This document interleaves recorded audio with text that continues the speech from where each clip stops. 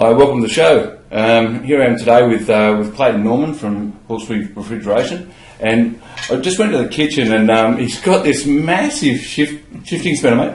I can't believe the size of some of the tools that you guys use. Yeah, I suppose sometimes when you're working on the larger stuff, you got to have the right tools. Yeah, I mean, I didn't realise the scale of what you actually do. So, I mean, you do the domestic, the smaller basic air conditioning, the ducted air conditioning, and then the larger refrigeration as well. We do from the little splits room air conditioners, which are the window style, right through from splits to ducteds to commercial package units, commercial chillers on the mushroom farms.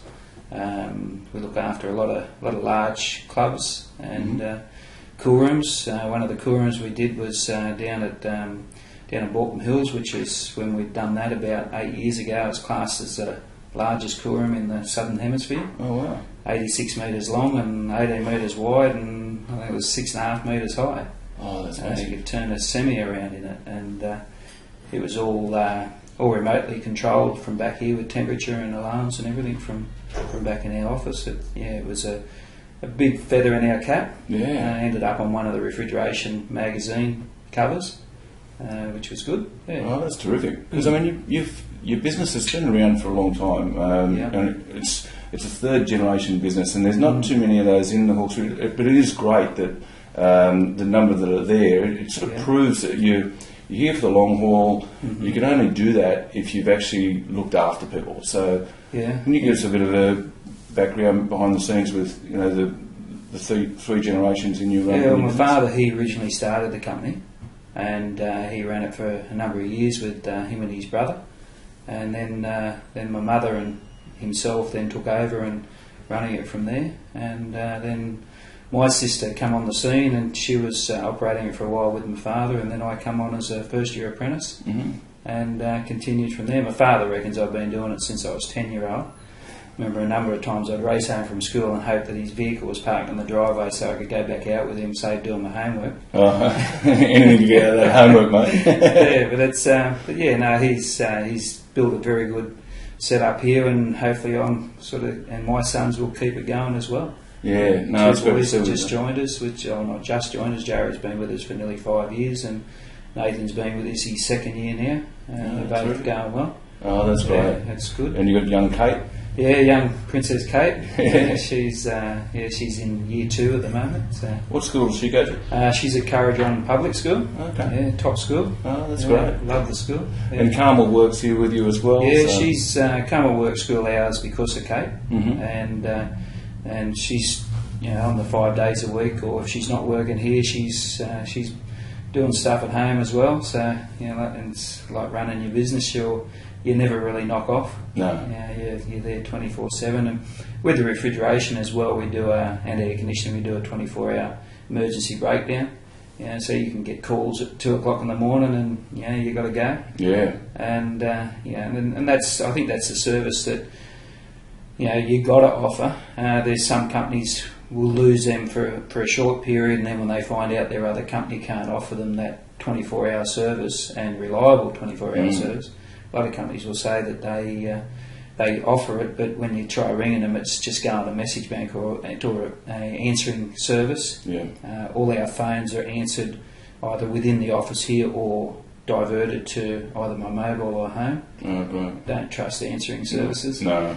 With it. Well, I can imagine refrigeration. If a refrigeration unit goes down, or an air conditioning, it's massive. Yeah, it's especially for clubs and for all that. Yeah. So if they can't talk to you direct when they ring you, they leave a message. They get off the phone and they start looking through the book. Okay, we've got $10,000 worth of stock here. Yeah. Like we need to get someone now. Yeah. And but then you have your loyal customers too that will, if your phone's out of range or you're in a plant room, they know that you're going to get back to them. Oh, great. But I think with the small community, when people are ringing and it's going to an answering service, you lose that personal touch. And quite often, people will ring and Carmel will grab the phone and, like they know Carmel or, so, but I think it's within a small community, it's nice to have a personal touch. Well, especially in the breakdown sort of area, just absolutely vital for businesses. The other side of it with, I suppose from an air conditioning point of view, and this is one of main reasons why I also wanted to catch up with you as well, is that a lot of people out there are in a situation where these electricity bills, they just keep getting bigger and bigger and bigger. How can people actually, when they're running their air conditioning, whether it be in winter or in summer, is it something that having different sensors in particular rooms makes a big difference? And how do they set it in relation to if they're trying to set it so it's operating at say 18 degrees, maybe if they had it at 19, does that make a difference so it's not pushing it so hard? Or? Well, doing an offset on your temperature set point, and sort of say the middle of summer, not trying to maintain 20 degrees, or in the middle of winter. One of the biggest things is people try to bump the temperature of the room up and still dress as if they're in the middle of summer.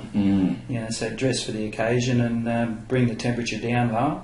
The other thing is to just being cautious or relying on the person that's doing your design for you not to oversize it, and not to undersize it. Like if you put too small a system in a house, the system will never get the temperature and cycle off. You put too big a system in the house, you've wasted money at the start by paying all that money for that extra bigger unit, which is never going to get to the full capacity anyway with the new inverters. And as far as temperature sensors on ducted systems, you can do systems where you have a sensor in the bedroom, a sensor in the lounge room, sensor in another area, and it controls a damper motor with it won't actually over condition the space. Which is one of the biggest problems that you get with office buildings, where you'll have one or two sensors throughout the building and working out an average of that building, but we all know there's no such thing as an average. Oh yeah, and one person freezes and the other one's hot. And it all just comes down to maybe how much the builder wants to spend at the time, or what he's budgeted for the air conditioning. We get a lot. You get called in and the guy says, okay, we want to air condition this, and say, well, the best way is we have individual or the new VRV system per office area, and the builder will come back, oh mate, I haven't allowed that much, just, this other bloke's quoted me 2 systems, can you do it like that? I said, yeah, I can do it like that, but when they're ringing up saying I'm too hot, I'm too cold, then it's got to come back to you that's the decision you made. I think the biggest problem that, especially with the air conditioning, like if you go on the internet and look at what brand of air conditioning you want to buy, there's something like 950 different brands out there. There's too many choices and not enough time to make those choices. And when you can't get clarity around it, and that's why it's really important, I mean, for someone, if they want to get an assessment done on their place, you guys just go out and just... do all this designing within right there at the kitchen table. The commercial stuff, I'll bring it back here and sit down and design it back here. And a lot of the commercial stuff too, you get better pricing from the suppliers when you're doing a project because you're buying volume as well. And like companies like Dakin and like the top end market of the air conditioning manufacturers, they're very fussy on who they'll sell to. Dakin won't just sell to anyone that's operating out of their backyard. You've got to meet a certain criteria, also have a certain, style about your installs as well. Everyone's got to be licensed, which is one of the big problems. There's a lot of guys out there that aren't licensed. They're just sort of flying by the seat of their pants. With Dakin is the top end of the market. It's up there with your Toshibas you do pay for that. So pretty much anything to do with refrigeration or air conditioning, you guys can get across any of that. Right from the little tiny underbench fridges. We don't do domestic refrigeration. Domestic refrigeration has now gone to a different level, I suppose similar to motor cars have, where each, where your Samsungs, your Panasonics, your what's another brand, the Westinghouse, they all have different computers in them, and you need different software for each one. Where we've got the different software for all the air conditioning systems that we do or service and work on.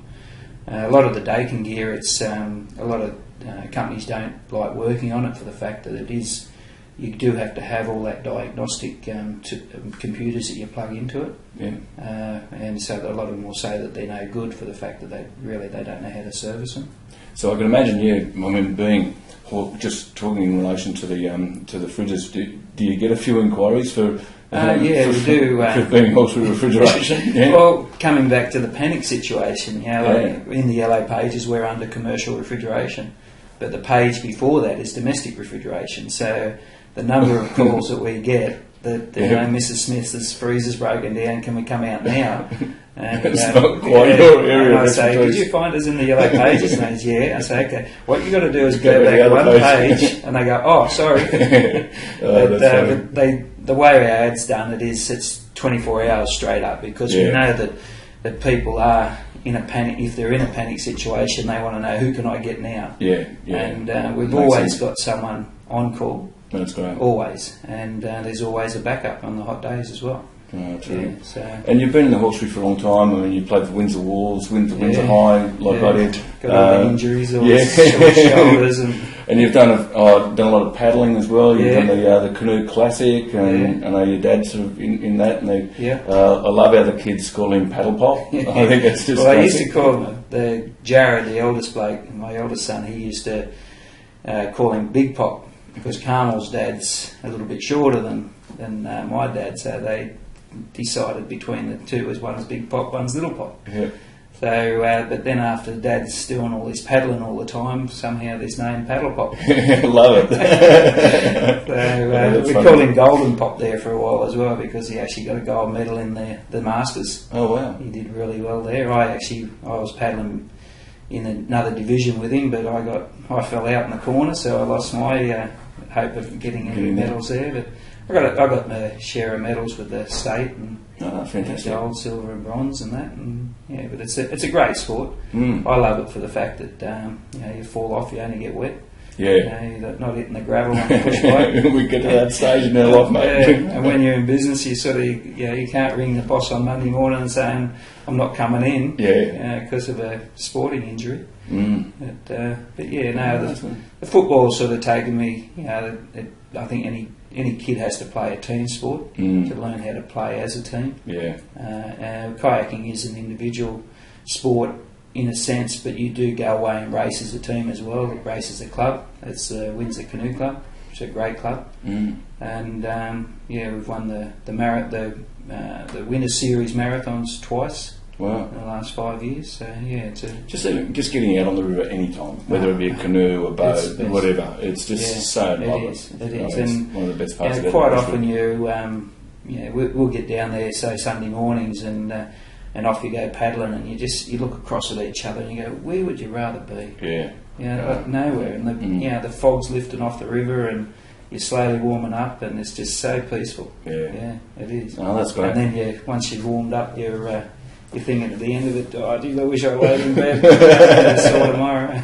Well, I suppose, and in wrapping up, look, it's been great to catch up with you, but what do you love about the Hawkesbury?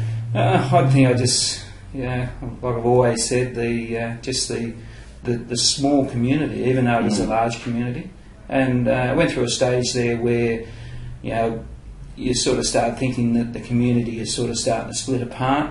And now I think that I've got just that little bit older, you start to, learn more, meet more people, and the beauty of being able to walk down the street and say hello to someone in the morning, and the eye contact's there, and rather than in the city that everyone sort of tends to try not to make. It's really weird. You don't get a smile, you don't get a hi, you don't get anything. But I think that, just a small community thing, and knowing everyone. The other day we were driving out to Richmond, and this bloke sort of cut out in front of me, and Jared said, blow your horn at him. I said, why, mate? I might know him. You pull up the traffic lights. Good chance you would, mate. Good chance you would. So, all right, look, it's been great catching up with you, and if anyone needs any help, they just contact. What's your phone number here? It's 4577 5233. Yeah, terrific. And that's just the one-off number, and if we're not here, it diverts to our mobile or my home. Yeah, fantastic. It's great to have you. Great to have you on the show, mate. And it's been good. My pleasure, mate. And if anyone needs any help, not with your fridge, but your air conditioning, or your cool rooms, domestic, or whatever. Domestic cool rooms. Have a chat to Clayton. All right, we'll catch up next time on the next episode. See you then. Bye. Thank you. See you, mate.